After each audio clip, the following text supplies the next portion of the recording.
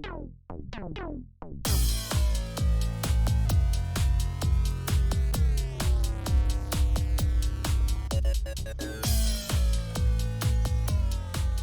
HR Science team recently had the pleasure to sit down with Shally, who's been sourcing candidates since 1996 at companies including Microsoft and Google. Over that time, he's written multiple books, including The Sourcing Method, Tactics to Find Unfindable Talent. He's also started the Sourcing Institute Foundation, which provides educational grants for people with disabilities and military veterans. But you'll most likely know him as the host of the weekly talk show, Shally's Alley. Shally, I'd love for you to tell us your origin story. What started your journey? Origin story. Well, it all started in a pool hall where I won a pool tournament, believe it or not. I was unemployed, had just gotten back from the Peace Corps, and was traveling around the country trying to find a job. Things were really, really tough back then. Couldn't find a job, and my last stop was in Atlanta with my friend Mark, who said he would put me up in his apartment for about a week. It was, the whole week had already gone by. It was Friday. The next day I was supposed to, drive back to Miami and move back in with my mom, which I did not want to do. So he's like, hey, it's Friday. You got to go home tomorrow. You got no more money left. Let's have a big night out. We're going to go to this bar. We're going to go into a pool tournament that I know about. So we went in and got into this pool tournament, he and I as partners, and we beat everybody all the way to the finalists. And the final couple was a British couple. We started playing with them, and they were pretty well matched with us. And after conversation, one thing led to the other. The husband said, "Oh, I've got this staffing firm that we help people find jobs." And I was like, "What? You help people find jobs? I need a job." And he's like, "Yeah, we get paid to help them find jobs." And I'm like, "What? That's a scam. You get paid to help people find jobs? I need to be in on this scam." And he goes, "Well, why don't you come in on Monday and interview for the job?" So I went in on Monday and I got the job. That's how I got into the business. Tell us about how you grew the talk show, Shally's Alley. Yeah, it's over 200 guests now, which is amazing. It's basically every Friday, and I've only skipped like maybe 3 or 4 Fridays. So that's several years. It started during COVID. It actually started out as a Facebook group, and we had a little chat where we would get together because most of us, we weren't able to go to the office. So it was like, just do something that, it was confinement. We were all, home and couldn't do anything. So I thought, all right, let's do a virtual meeting Fridays at 1, get together and just talk like recruiters. And from there, it went to, what are we going to talk about today? I don't know. Let's talk about sourcing techniques. So I started teaching sourcing. And then I had guests come in and teaching sourcing. And after a while, it was like, well, this can't just all be about sourcing. Let's open it up. And LinkedIn started video streaming. So I added LinkedIn and I bought Restream, and it started blowing up. And people wanted to be on the show and be interviewed. And I discovered that what is the most engaging is real conversation, not programmed stuff, not PowerPoint slides, not prescribed training, but actually just having an open conversation where you just discuss things. So I began inviting people in the industry that I respect, and they started responding by just showing up. We would have these open conversations. It just kept growing and growing and growing from there. Now it's become a pretty influential show with people that talk about everything in talent acquisition, recruiting, human resources, all kinds of topics, economics. I've had people that are experts in automation. I had the guy that wrote the book on large language models and ChatGPT. He actually wrote the book. He's a data scientist. He was on the show. So it's becoming kind of a thing, and it's free. Nobody has to pay for it. I think it's just more just about entertainment and knowledge and community. What's that shown you? The biggest thing I've learned is that you have to be real. I learned that trying to script it doesn't work. I learned that me trying to be somebody that I'm not, putting on a suit or pretending that, all that stuff, it just doesn't feel right. When it's just me and I'm having a fireside chat with a buddy, that is what people respond to. I also learned that there's not a lot of chat. So you can kind of ignore that. At first I thought, nobody's asking questions. Does that mean nobody wants to watch the show? But then I realized the next day and for weeks later, they would be asking me about the show and saying, oh, I watched your episode. So people watch it a lot. They just don't chat. And that's okay. You must have had some challenging guests. Without naming names, tell us how you've managed that. Well, I'll name some names. No, I'm just kidding. I'm not going to name any names. The worst thing, there's really never been a worst thing where someone just did something and I was like, oh my God, hit the stop button. Let's end the show here. But there was a guest where we had a very healthy disagreement of opinion, and that's fine. That's okay. You don't have to agree with me. But I just think like their opinion was more opinion than fact, where what I was disagreeing with was fact and not opinion. And so it just kind of felt like, the long story short, I just sort of let it go and moved on to something else, and they kept trying to come back to it. So that was tough because I'm trying to move the show along, and they were like trying to win the argument. With so many guests, what were the most shocking moments?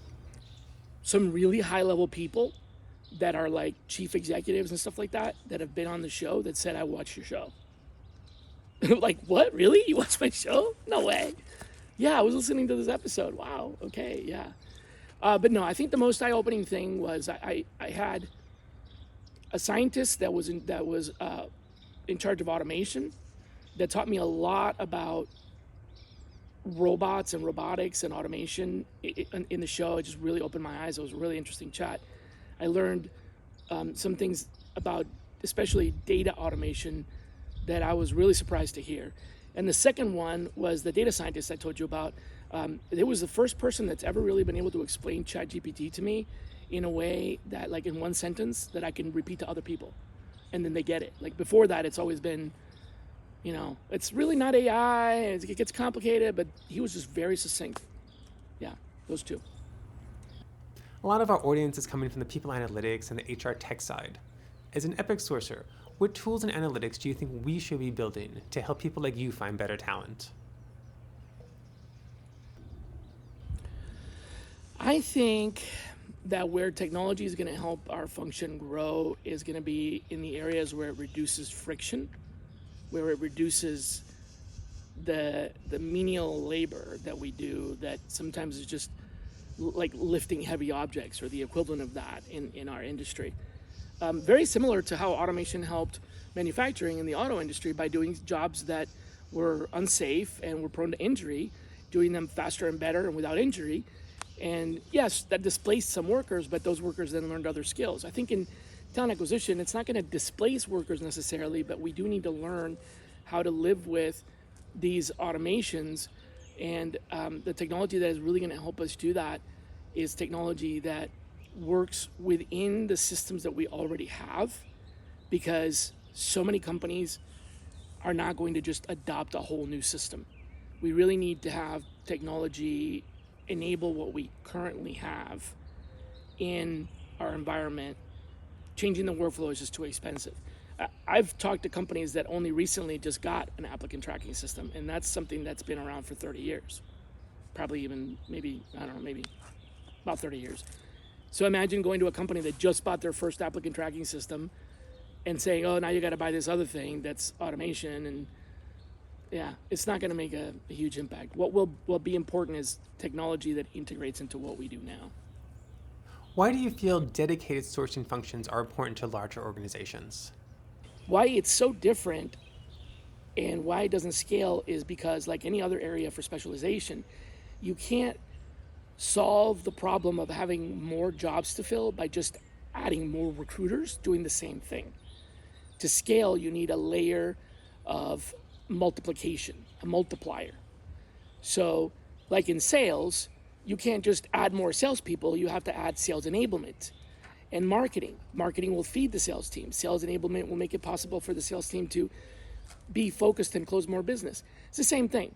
Sourcing is like recruiting enablement. And that specialization allows the recruiters to do more with less time, because otherwise they would just have to do all of it and they would have to hire more recruiters, which is more expensive. So it's really a matter of building a layer of sophistication in order to scale. The personality question, or the working style, I would say, The differences between sources and recruiters are sourcers are problem solvers that typically don't need to and shouldn't operate within a very rigid workflow. Recruiters are business partners that really need to follow a specific workflow. In other words, a recruiter has to follow the steps because they need to protect the company from risk, and they need to make sure people are treated fairly so that the steps are applied to everybody equally. A sourcer is coming in to solve a problem that the recruiter isn't solving, so they have to step outside of that process, and by definition, sourcers tend to be more curious, more creative, more technical sometimes, not always though, whereas recruiters tend to be more people-oriented, more systems-oriented, more business-oriented, and so on. We've just come out of 2023, the year of AI hype, but also of the Bitcoin crash. Tell us about what you think the drivers are for the next HR tech. That's a good question. I think the tools that we need in order to find better talent are tools that help us with the front end of determining where someone's career trajectory is headed. Because the biggest challenge in sourcing used to be finding people. Now finding them is easier, but finding the wrong people is challenging because we end up wasting a lot of time. So finding people is easier, but finding the right person is more difficult. And as companies evolve and hire for potential, we need to find the people that are not just able to do this, but can also grow with the organization. So it's almost like we need to be able to predict someone's trajectory better and bring in candidates that not only are capable of doing the job now, but can grow with the organization. That's currently missing.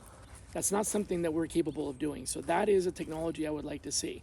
However, we figure out how to do that and have the ability to attract and identify and engage candidates that are more likely to be successful within the organization, even if their resume is not a direct match.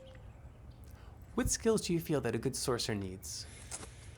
They have to be good at constantly asking questions and digging in, understanding what's really happening, and not giving up. So there's a level of problem solving, puzzle solving, perseverance. If you're the kind of person that wants to apply the one solution and move on, sourcing is not for you. Sourcing is something you're going to have to constantly evolve and change. So I think that is probably the biggest, the critical skill or competency. What about the specialties in sourcing? Once you get into the specializations, that changes a little bit. Some sourcers are really good at social media. Some sourcers are really good at making phone calls and socially engineering to get the information they need. So there are some specializations within that, but it all comes back to not taking no for an answer for your problems. So really just not giving up and continuing to adapt. I would say that's actually another area, is adaptation, is the ability to continue evolving, because technology changes. Tools like LinkedIn didn't exist a few years ago, and they might not exist a few years from now, but there'll be different tools. So they have to learn how to apply those tools to their environment. What would you bet recruiting is going to look like 10 years from now? More specialized, and I think there'll be a lot more project management than there is now. So additional specialization and additional components of business process optimization and project management. Continuing on that, how do you feel about the ethics of using AI in the hiring process? New York's Local Law 144 is one of the first to limit automation of employment decision tools. What's your perspective? Yeah, that's a pretty pivotal change, that New York rule. Essentially, what the rule says, the way I interpret it, is you don't want a machine to be making a determination about an individual's employment eligibility, because the machine is not prone to making mistakes, but it's going to do exactly what it was programmed to do. And that's not really how you recruit. You have to look at the bigger picture. So they're trying to prevent systems from basically discriminating unintentionally. These technologies may have built-in bias that nobody knows about because they're automated. So if you don't know that the bias is there, you can't figure it out, and the machine just keeps applying the very same bias over and over again, right? So here's an example. If you train the machine, the robot that reads resumes, if you train it with 10,000 resumes, And all of those resumes happened to be from people that went to West Coast schools. And it just so happens that people that graduated from West Coast schools are primarily Asian and white. Then when you apply that to East Coast candidates, they're going to be rejected because they're not Asian and white. But you never told the computer to reject people based on skin color. It just realized that those schools are the ones where people get hired the most. And so you essentially told it that this is what looks good, but you never told it what looks bad. And now it treats people that have a different background as ineligible, which is essentially systemized discrimination. So that's the problem. Where you run into ethics issues has to do with the application of incomplete data. That's a big problem. There are other ethical concerns, but application of incomplete data, for example, when you train a machine with 10,000 resumes, that's really not enough resumes. There's a lot more people than 10,000. So if you really want to train a model that makes decisions based on resumes, it's going to have to be much more inclusive, which requires a lot more data, and we don't have the processing power for that right now. So the ethical quandary is, what data set are you using? Is the data complete? Are you making determinations and decisions based on incomplete data, or data that might be erroneous without your knowledge? You don't know there's an error in that data. We won't discover it until later, but by then the decisions have been made and lives have been affected. So the ethical question becomes, when can we rely on the machine because it has enough information to actually make a real decision? Or how do we put oversight on top of the machine so that the machine doesn't make the decision, which is what that New York law says, that there's still a human that can affect the decision, which can override the yes or no. So all the machine is doing is assisting you with the workflow, but it cannot determine whether one person is more qualified than another. That's where you run into problems. If you look at all your applicants and some people get sorted to the top because of the machine, are they being sorted for the right reasons? Or do you know why they're being sorted? So in other words, do we have enough information? And if not, we need oversight. That's the big ethics. There's other areas of ethics, like for example, the properties of the data and who owns the data. You're an artist, right? So imagine if a robot had seen all of your art and started creating its own art, but it's creating its own art based on your art. Is that really original art, or is that your art that it's recreating in a different way? Is it mixing your art? Let's use a DJ, for example. A DJ is playing music snippets from 20 other artists, but they don't have any of their own music. At what point does that become a copyright?